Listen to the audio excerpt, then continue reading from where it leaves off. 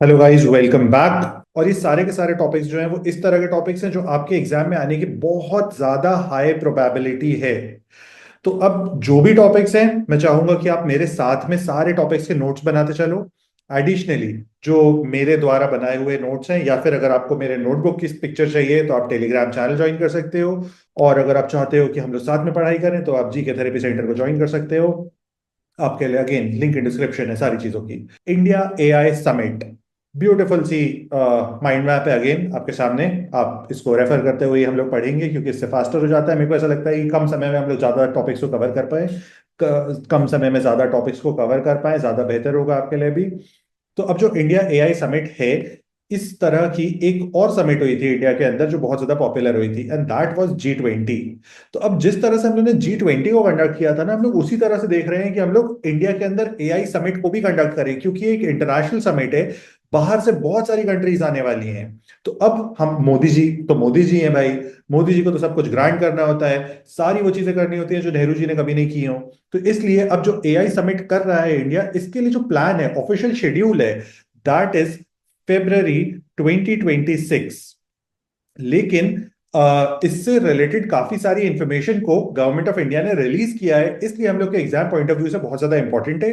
Plus AI से related topics आने की क्लाट 2026 में बहुत ज्यादा हाई प्रोबेबिलिटी है, क्योंकि बहुत सारे टॉपिक्स हैं और बहुत ही ट्रेंडिंग टॉपिक्स हैं। हमेशा क्लाट ट्रेंडिंग टॉपिक्स पे जाता है। ट्रेंडिंग टॉपिक्स में AI one of the biggest thing है, तो आपको सारे एआई टॉपिक्स बहुत अच्छे से पता होने चाहिए। एंड बाय द वे, अगर तुमको सारे टॉपिक्स चाहिए साल भर के, तो जीके ट्रैकर को डाउनलोड कर सकते हो, फ्री ऑफ कॉस्ट है। लोगों को चिंता है पैसे की। तो February 2026 में हम लोग फर्स्ट इंडिया एआई समिट को होस्ट करने वाले हैं। टॉपिक का नाम ही है इंडिया एआई समिट। अब ये जो समिट है ये होने वाली है न्यू दिल्ली में, जो कि बेसिक इंडिया का वेन्यू होना चाहिए किसी भी इंटरनेशनल समिट को होल्ड करने का, दैट इज न्यू दिल्ली। वहां पे ये समिट होने वाली है। हम लोग किस तरह से करना चाहते हैं, यानी कि G20 जैसा मैसिव बनाना चाहते हैं पूरे के पूरे समिट को। अब मैं आपको कुछ चीजें बता दे रहा हूं जो आपके एग्जाम पॉइंट ऑफ व्यू से काफी इंपॉर्टेंट होंगी। तो जो फर्स्ट एआई समिट हुई थी, एआई से रिलेटेड फर्स्ट मेजर समिट जो हुई थी, international summit, that took place in Bletchley Park. Bletchley Park. Bletchley Park कहाँ है? तो द ग्रेट ब्रिटेन। ग्रेट नहीं है वो लोग, लेकिन ठीक है, ग्रेट बोलना पड़ता है। उन्होंने खुद खुद का ही नाम रख दिया भाई, ग्रेट ब्रिटेन। तो ग्रेट ब्रिटेन में है ब्लेटेकली पार्क। ब्लेटेकली पार्क में दुनिया की फर्स्ट एआई समिट हुई थी। ये समिट हुई थी 2023 में। 2022 में क्या हुआ था, बहुत सारे डीप फेक के केसेस आने लगे थे। आपको शायद पता होगा, 2021-22 के वक्त पे ही आया था रश्मिका मंदाना का पूरा कंट्रोवर्सी एंड केस, जहां पे उसकी एक पोर्नोग्राफिक वीडियो बना दी थी किसी पर्सन ने, और वो एक डीप फेक वीडियो थी। तो अब इस तरह की चीजें ना हो दुनिया में दोबारा, इस चीज के लिए हम लोग ने एक समिट को होल्ड किया था। समिट को कॉल करने वाली कंट्री खुद ही ब्रिटेन थी। यूके ने समिट को कॉल किया था। इन्होंने समिट को कॉल करने के बाद अपने यहाँ पे होस्ट किया ब्लेटेकली पार्क में। ब्लेटेकली पार्क के बाद ये जो ट्रेंड है ये कंटिन्यू हो गया। सेकेंड जो समिट हुई वो सोल में हुई। सोल जो है साउथ कोरिया में है। सारी लड़कियों को तो पता ही होगा, लड़कों के लिए सिर्फ मैं बता रहा था इस बात को। एंड जो थर्ड समिट हुई, ये बहुत ज्यादा इंपॉर्टेंट है, ये है Paris AI summit. Paris AI summit की स्पेशलिटी ये है कि इस साल की शुरुआत में हुई थी। ये जनवरी का एक जीके का टॉपिक है, जनवरी 2025 का। मैं कुछ और छोटी मोटी इंफॉर्मेशन दे दे रहा हूं आपको। इस समिट को 28 कंट्रीज ने अटेंड किया था, इंक्लूडिंग इंडिया। इसको 27 ने किया था, एंड इसको अटेंड किया है 58 ने। इंडिया और फ्रांस के बहुत ज्यादा क्लोज रिलेशन है। इंडिया ने तीनों की तीनों समिट्स को अटेंड किया है एआई से रिलेटेड, क्योंकि इंडिया के जो होम मिनिस्टर हैं उनकी भी एक स्टेटमेंट आई थी जहां पे उन्होंने बोला था कि अगर हमारी 400 सीट्स आ गई तो हम देश का संविधान बदल देंगे। फेक वीडियो थी, डीप फेक वीडियो था, जहां पे अमित शाह का एक फेक वीडियो को बनाया गया था। ये बिल्कुल भी रीजन नहीं है इन समिट्स में जाने का, लेकिन मोदी जी को देश की चिंता है इसलिए वो जाते हैं। तो ये फर्स्ट 3 समिट्स थी जिनके बारे में आपको पता होना चाहिए। बेसिक सी इंफॉर्मेशन मैंने आपको बता दी है। इसके बियॉन्ड आपको बहुत ज्यादा जानने की जरूरत नहीं है। पेरिस एआई समिट से रिलेटेड आपको कुछ चीजें अगर पता होंगी तो आपके लिए अच्छा होगा, लेकिन मैं चाहूंगा आप वो खुद से पढ़ लें, या फिर जो नोट्स है, नोट्स में मैंने दिया हुआ है, आप उसको भी पढ़ सकते हैं। अब हम लोग इस मीटिंग के ऊपर आ जाते हैं। इस समिट की क्या बेसिक डिटेल्स आपको पता होनी चाहिए। तो सबसे पहली और सबसे बेसिक डिटेल जो इस समिट से रिलेटेड हमको पता होनी चाहिए कि समिट को इंडिया के अंदर कंडक्ट कौन करने वाला है। तो हर काम को इस देश के अंदर करती है गवर्नमेंट ऑफ इंडिया, लेकिन गवर्नमेंट ऑफ इंडिया ऑपरेट किस तरह से करती है, that is very interesting. Government of India का ऑपरेट करने का तरीका होता है कि वो किसी ना किसी मिनिस्ट्री को अपने उस काम को दे देती है। फॉर एग्जाम्पल, एग्रीकल्चर से रिलेटेड मैटर है, एग्रीकल्चर मिनिस्ट्री करेगी। पढ़ाई से रिलेटेड मैटर है तो एजुकेशन मिनिस्ट्री करेगी। क्लार्क का पेपर गंदा सेट हुआ है तो एजुकेशन मिनिस्ट्री को कुछ करना चाहिए लेकिन कुछ करेगी नहीं। तो इस तरह से हर मिनिस्ट्री के कुछ ना कुछ काम होते हैं। अब अगर हम लोग एक बात कर रहे हैं एआई से रिलेटेड, तो गवर्नमेंट की कौन सी मिनिस्ट्री को काम करना चाहिए, तो द मिनिस्ट्री इज MEITY। जिन लोगों को नहीं पता है, इसको इसी तरह से लिखा जाता है। इसका फुल फॉर्म होता है, मैं यहां पे लिख दे रहा हूं, ministry of electronics and information technology. अब ये जो वाई लिखा हुआ है मैंने कैपिटल में, ये टेक्नोलॉजी का वाई है। टेक्नोलॉजी जैसे एंड होता है तो उसके जो एंड में वाई आता है वो मोदी जी ने यहाँ पे कैपिटल कर दिया है। मैं बीजेपी का ही वोटर हूँ, चिंता मत करना, जो भी भक्त देख रहे हैं। और अगर तुम भक्त नहीं हो तो ये मान लेना कि मैं राहुल जी का वोटर हूँ। सबका साथ सबका विकास। तो फर्स्ट डिटेल जो पता होनी चाहिए समिट से रिलेटेड, दैट इज कि ये कंडक्ट कहाँ पे होने वाली है और कंडक्ट कौन करने वाला है। तो कंडक्ट तो बहुत ही बेसिक सा आंसर है, इसको कंडक्ट करने वाले हैं न्यू दिल्ली में। कौन करने वाला है, MEITY इसको कंडक्ट कर रही है। अब अगली चीज और सबसे इंपॉर्टेंट चीज जो आपको पता होनी चाहिए इस समिट से रिलेटेड, मतलब ये क्रेजी बिग न्यूज है। मैंने आपको बताया फर्स्ट 3 समिट्स किसने होल्ड की, ब्रिटेन ने की, साउथ कोरिया ने की, थर्ड पेरिस ने की, पेरिस मतलब फ्रांस ने की। ये जितनी भी कंट्रीज हैं, ये सारी की सारी डेवलप्ड कंट्रीज थी। डेवलप्ड कंट्रीज का मतलब होता है एक ऐसा देश जहां पे बहुत ज्यादा प्रोस्पेरिटी है, वहां पे जो ओवरऑल जीडीपी है, ग्रॉस डोमेस्टिक प्रोडक्ट, या हमको और स्पेसिफिकली बोलना चाहिए जीडीपी पर कैपिटा है, वो बहुत ज्यादा बेहतर है in comparison to rest of the world. ठीक है, तो 3 तरह की कंट्रीज होती हैं, मैं क्विकली बता दे रहा हूँ। फर्स्ट होती है डेवलप्ड, डेवलप्ड हो गया यूएस, पूरा का पूरा यूरोप। और सेकंड होती है अंडर डेवलप्ड। बेस्ट एग्जांपल है हमारे चारों तरफ के नेबर्स, हमारे चारों तरफ अंडर डेवलप्ड कंट्रीज की भरमार है। आप किसी को भी उठा के देख सकते हो, जैसे कि बांग्लादेश हो जाए, जो कि डेवलपिंग था लेकिन अब अंडर डेवलप्ड में बहुत जल्दी चला जाएगा। आपको शायद पता होगा वहां पे शेख हसीना को किस तरह से हटा दिया गया था, जो भी पूरी सिचुएशन हुई उसके बाद उनकी कंडीशन बहुत ज्यादा खराब है। बेस्ट एग्जाम्पल हमारे जो सबसे क्लोजेस्ट नेबर है, दिल के सबसे करीब फिर भी सबसे दूर, पाकिस्तान। पाकिस्तान एक बहुत ही बेस्ट एग्जाम्पल है अंडर डेवलप्ड कंट्री का, कि अगर आप क्रिकेट मैच जीत रहे हो तो भी उस पैसे को डोनेट कर दो to the family of terrorist. Third जो कैटेगरी होती है जिसके अंदर इंडिया फॉल करता है, दैट इज डेवलपिंग। डेवलपिंग का मतलब होता है एक ऐसा देश जो फास्ट मैनर में खुद को ग्रो कर रहा है, जहां की इकोनॉमी फास्टली ग्रो कर रही है। तो ये 3 कैटेगरी ऑफ कंट्रीज होता है। इंडिया, चाइना इसका बहुत अच्छे एग्जांपल्स हैं। याद रखना, चाइना जो है डेवलप्ड कंट्री नहीं है। चाइना खुद को मानता ही नहीं है कि मैं डेवलप्ड कंट्री हूं। चाइना के साथ क्यों ऐसा होता है, क्योंकि चाइना की इकोनॉमी का साइज बहुत बड़ा है, लेकिन चाइना की पॉपुलेशन का साइज भी उतना ही बड़ा है। चाइना की जो इकोनॉमी है वो वर्ल्ड में सेकंड बिगेस्ट इकोनॉमी है, लेकिन चाइना की पॉपुलेशन जो है वो भी सेकंड बिगेस्ट पॉपुलेशन है आफ्टर इंडिया। तो इंडिया को सोच लो अब कितना वक्त लगने वाला है डेवलपिंग से डेवलप जाने में। मोदी जी ने विजन दिया है 2047 तक का, कि वो डेवलप कर देंगे इस देश को अगर रहे तो इसलिए हम लोग उम्मीद कर सकते हैं, मोदी जी पे विश्वास है हमें कि हम एक दिन वहां तक पहुंचेंगे जरूर। मैं 2029 में भी मोदी जी को वोट दूंगा। बातें बोलते हुए डर लग रहा है, लेकिन ठीक है, मजाक में बोल रहा था मैं, कुछ भी बात सीरियस नहीं थी मेरी यहां तक। तो अब ये जो डेवलप्ड और डेवलपिंग कंट्री है, इसके बीच में हम लोग ने एक बहुत अच्छी लाइन को क्रिएट किया है। हमने इस तरह से एक डिवीजन को माना है, यानी कि हम डेवलप्ड वर्ल्ड को अलग मानते हैं और डेवलपिंग वर्ल्ड को अलग मानते हैं। अब इसको हम लोग किस तरह से देखते हैं कि एक पोर्शन को हम लोगों ने कह दिया है ग्लोबल नॉर्थ, और एक सेकेंड पोर्शन को हम लोगों ने कह दिया है ग्लोबल साउथ। अभी जो ग्लोबल नॉर्थ है और ग्लोबल साउथ है वो कुछ इस तरह का दिखता है। ग्लोबल नॉर्थ और ग्लोबल साउथ के बीच में मेनली अंतर ये होता है कि ग्लोबल नॉर्थ की सारी जो भी कंट्रीज हैं वो डेवलप्ड कंट्रीज हैं। डेवलप्ड कंट्री का मैं आपको बेसिक सा मीनिंग बता चुका हूं और आपको पता होगा, मैं बहुत ज्यादा एक्सप्लेनेशन पे नहीं जा रहा हूं, टॉपिक ही चेंज हो जाएगा नहीं तो। इसके अंदर लाई करती हैं डेवलपिंग कंट्रीज या अंडर डेवलप्ड कंट्रीज। अब जो दूसरी चीज होती है यहाँ पे, आप देख रहे होगे कि ये लाइन किस तरह से मुड़ रही है। ये मुड़ के पूरी तरह से चली जा रही है ऑस्ट्रेलिया के साइड पे, ऑस्ट्रेलिया को नॉर्थ में कर दे रहे हैं। अब ये जो पूरी की पूरी लाइन है, ये इस चीज को सिग्निफाई करती है कि कौन सी कंट्रीज डेवलप्ड है, कौन सी कंट्रीज डेवलप्ड नहीं है। इस चीज को किस बेसिक पैरामीटर पे निकाला जाता है, तो उसके लिए कुछ बहुत सिंपल से पैरामीटर्स हैं जो आपको याद रखना चाहिए ग्लोबल नॉर्थ और ग्लोबल साउथ के बीच में, जो डिफरेंशिएशन को क्रिएट करते हैं। The biggest difference is technology. Technology, ठीक है। सेकंड, यहां पे ग्लोबल साउथ में टेररिज्म, सेपरेटिज्म एक बहुत बड़ी प्रॉब्लम है। तुम इंडिया के साथ भी देखते हो, सेपरेटिज्म, टेररिज्म बहुत मैसिव प्रॉब्लम्स है इंडिया के अंदर। इंडिया का हर एरिया खुद में आजादी मांगता रहता है हर वक्त, तमिलनाडु को भी आजादी चाहिए, मिजोरम को भी आजादी चाहिए, नॉर्थ ईस्ट के 5-6 और स्टेट्स अलग से बनाने हैं उनको, महाराष्ट्र को भी आजादी चाहिए कुछ पोर्शन को, उसके बाद जम्मू कश्मीर को तो चाहिए ही चाहिए आजादी, और भी 5-6 पोर्शंस हैं जिनको आजादी चाहिए। अब किसको किसको आजादी दे, बचेगा क्या फिर? मेरे को तो लगता है सिर्फ एमपी यूपी और एक दो और स्टेट्स रह जाएंगे, बाकी सबको आजादी दे देनी चाहिए हमको। तो ये दो प्रॉब्लम्स हैं। इनके बाद जो थर्ड प्रॉब्लम है दैट इज जीडीपी।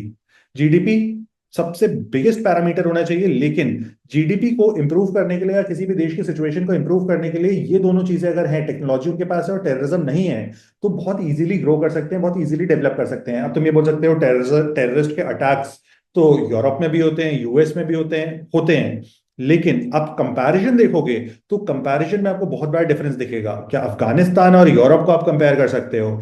क्या आप सीरिया को, ईरान को, इराक को, पूरा मिडिल ईस्ट को कंपेयर कर सकते हो विद वेस्टर्न कंट्रीज? नहीं कर सकते हो। किस मतलब कोई सेंस ही नहीं बनता है कंपैरिजन का।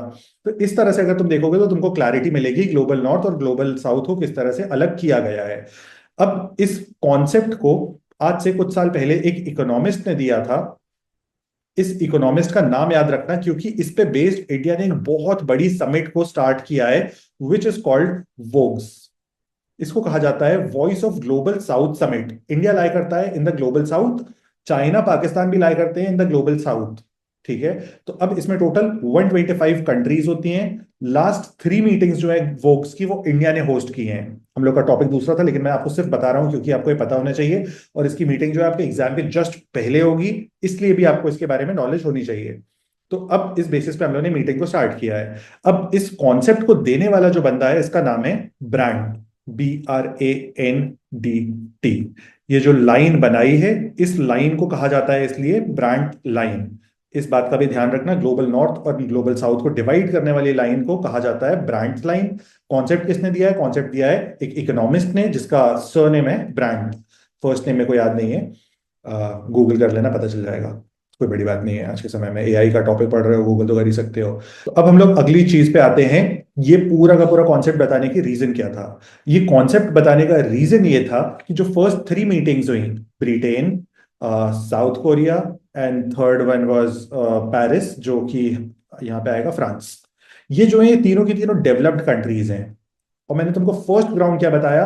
Global north and global south के बीच के अंतर का, टेक्नोलॉजी।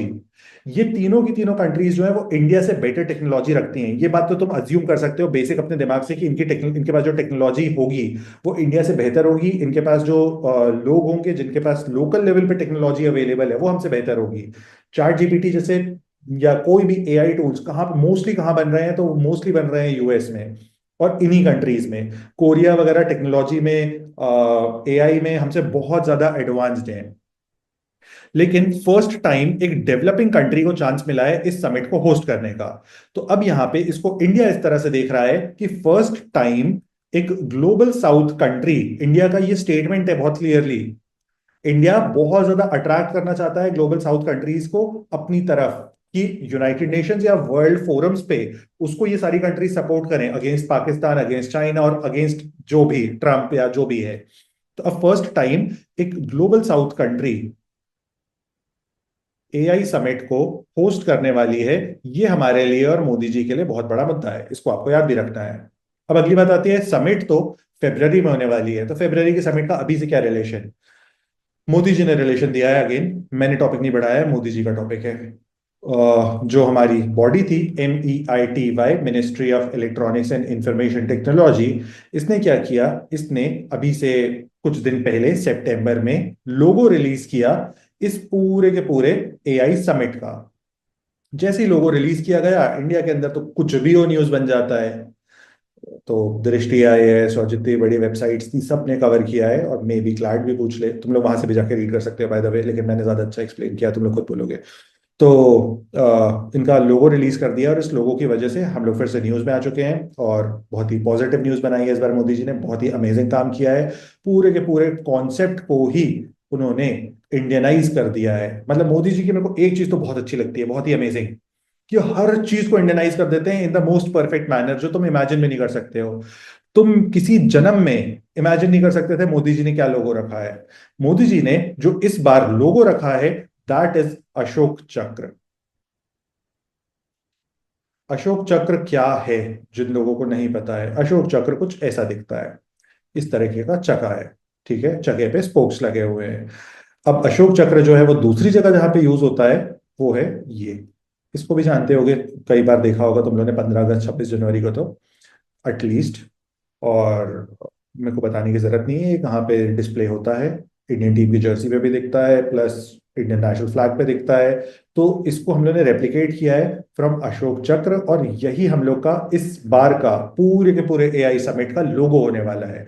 इसलिए ये बहुत ही बड़ी नेशनल प्राइड की बात है जो मोदी जी ने सेट की है कि अशोक चक्र जो है वो होने वाला है एआई समिट का लोगो।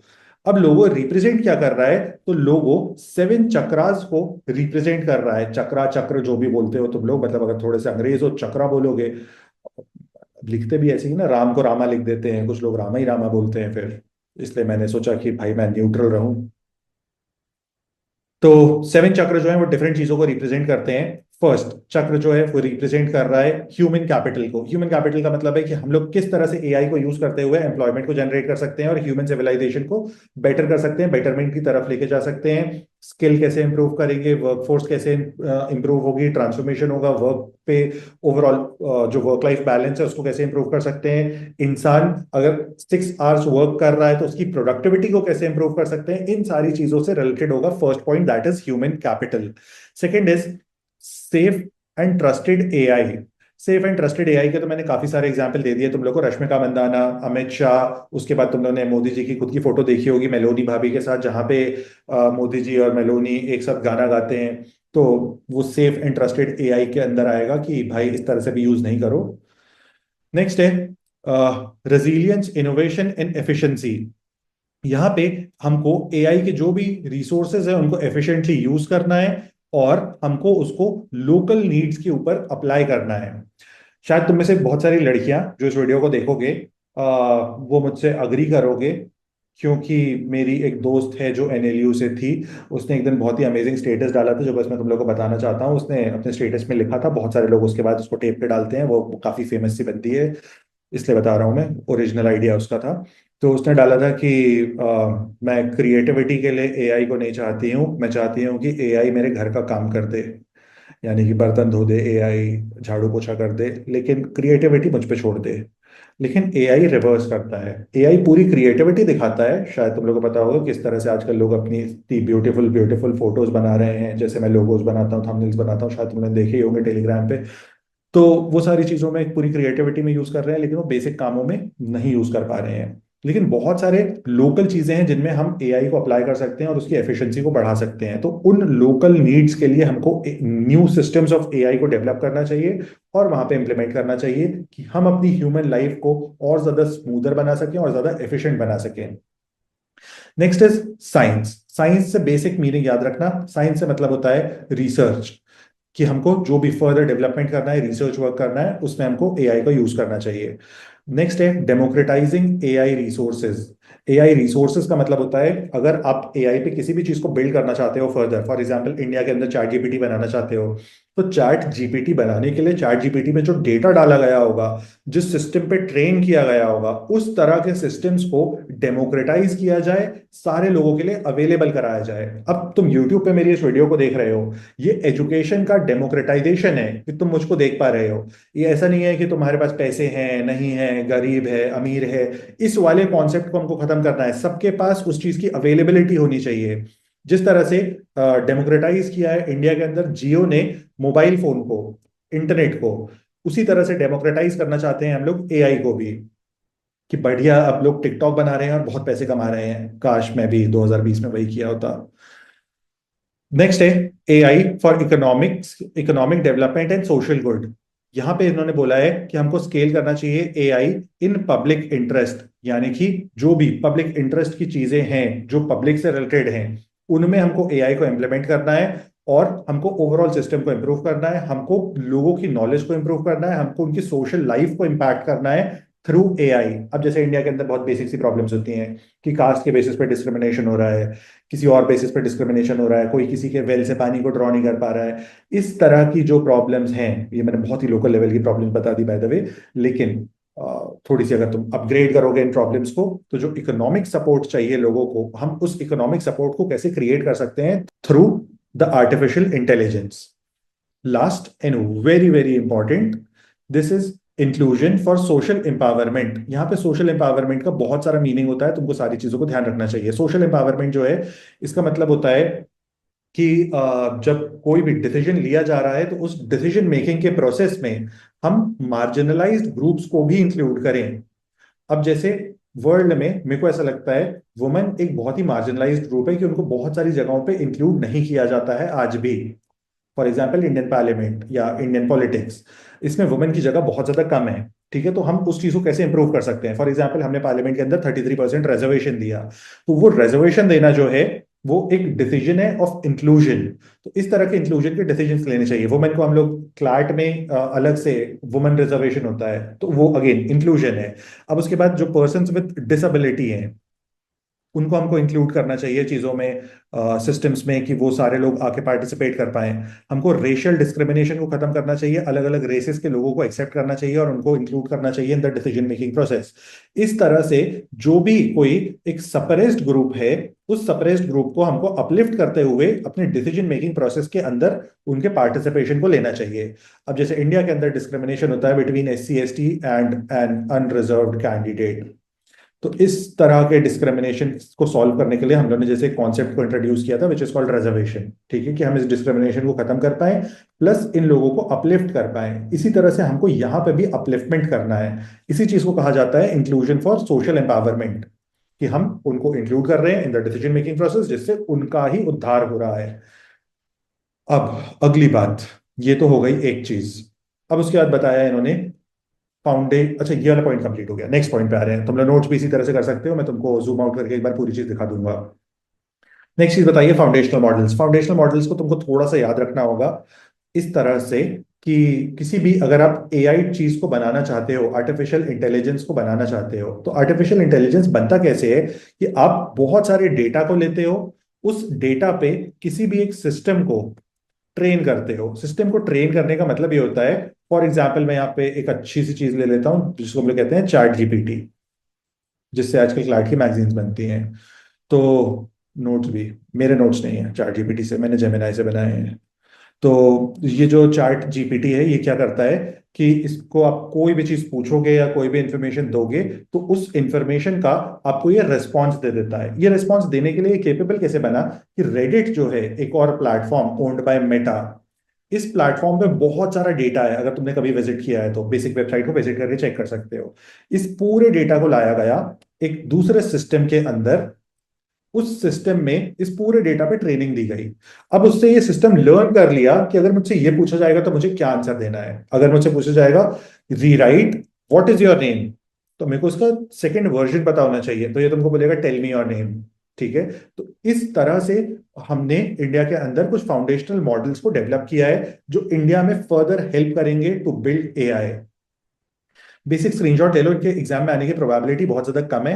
ये सारे फाउंडेशनल मॉडल्स हैं जिनको तुमको याद रखना होगा। अब जैसे इंडिया के अंदर उन्होंने क्या सोचा कि इंडिया के अंदर क्या क्या प्रॉब्लम्स को सॉल्व किया जा सकता है थ्रू AI।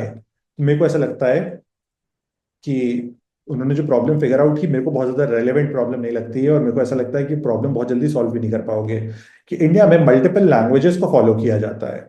अब मल्टीपल लैंग्वेजेस के साथ इंडिया में जो दूसरी और उससे बड़ी प्रॉब्लम है कि लैंग्वेज के साथ उसकी डायलेक्ट भी चेंज होती है। तो इंडिया के अंदर डायलेक्ट भी बहुत जल्दी जल्दी चेंज होती है। कि अब जैसे फॉर एग्जाम्पल उत्तर प्रदेश में आप बोल, कोई भी इंसान होता है तो बोलता है कि मैं नहीं आ रहा। बिहार में ये आदमी होता है तो बोल रहा हम नहीं आ रहे। छोड़ो ये बात, मैं फालतू में तुमको नहीं घसीटता हूँ ज्यादा, मैं सीधे से मुद्दे पे आता हूँ। तो इन्होंने क्या सोचा कि इंडिया में ये सारी जो भी प्रॉब्लम्स हैं लैंग्वेज लैंग्वेज की, उसको सॉल्व करने के लिए हम लोग मल्टीपल चीज़ों को इंट्रोड्यूस कर सकते हैं। For example avatar AI। अब ये क्या करेगा, ये इंडियन लैंग्वेजेस में काम को करेगा और आपको लैंग्वेज ट्रांसलेशन को फास्टर करेगा। इसी के लिए इन्होंने एक टूल भी लॉन्च किया था गवर्नमेंट ऑफ इंडिया ने, जिसको कहा जाता है भाषा। हम लोग ने एक क्लास के अंदर पढ़ा था इसको, शायद तुम लोग को याद होगा।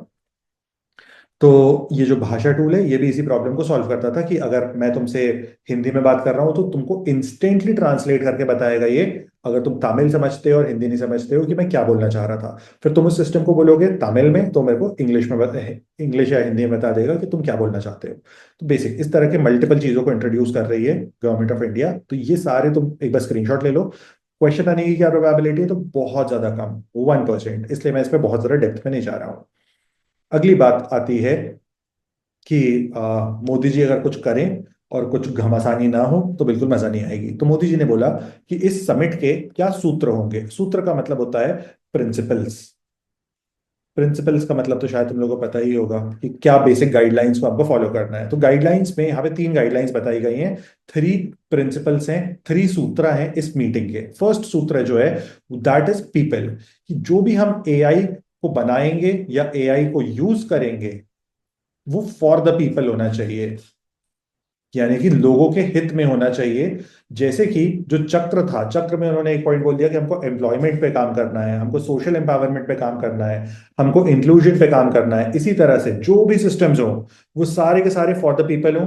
उनके साथ एआई सिस्टम से कुछ भी गलत ना हो सके, वो लोग को सेफ्टी प्रोवाइड की जाए। सेफ्टी की स्पेलिंग ही नहीं आ रही है, बताओ, फैक्ट लिख रहा था मैं। तो उनको सेफ्टी प्रोवाइड की जा सके। उसके बाद लोगों के लिए पूरा सिस्टम जो है वो डेमोक्रेटाइज्ड हो, कि सारे लोग जो भी टूल्स चाहें वो बना सकते हैं। जिस तरह से 2 इंडियन फाउंडर्स हैं, उन्होंने एक बहुत ही अमेजिंग सा एआई टूल बनाया है। अगर तुम लोग को नहीं पता है तो मैं क्विकली बता रहा हूँ बस। उसको कहा जाता है इमर्जेंट लैब्स। पैसे दे देते हैं ये लोग तो कितना अच्छा रहता है इस वीडियो पे, प्रमोशन पे। ठीक है, लेकिन इमर्जेंट लैब्स नाम का एक सिस्टम बनाया है। अब इसमें जाके तुम अगर सिर्फ बेसिक सा एक प्रॉम्प्ट लिखोगे तो इस प्रॉम्प्ट को लिखने पे जो इमर्जेंट लैब्स है ये तुम्हारे लिए पूरा का पूरा एक ऐप डेवलप कर देगा। ठीक है। तो एक तरीके से हम लोग ने ऐप मेकिंग को डेमोक्रेटाइज कर दिया कि अब कोई भी इंसान जाके विदाउट कोडिंग ऐप बना सकता है, वेबसाइट बना सकता है। तो तुम भी बना के देख सकते हो। अगर तुम्हारा क्लाट निकल जाता है तो जरूर करना है इस काम को, क्लाट के बच्चों के लिए एक वेबसाइट बना देना, क्योंकि हर ही इंसान करता है आजकल। मेरे कॉम्पिटिटर नहीं बन पाओगे। मैं तो भाई मजे के लिए करता हूँ। सेकेंड है प्लैनेट। जब हम लोग एल एल एम्स को बनाते हैं, एल एल एम का मतलब होता है लार्ज लैंग्वेज मॉडल।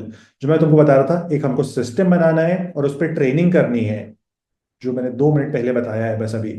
ये जो सिस्टम और ट्रेनिंग है इसको कहा जाता है L L M. L L M का मतलब होता है लार्ज लैंग्वेज मॉडल्स। ठीक है।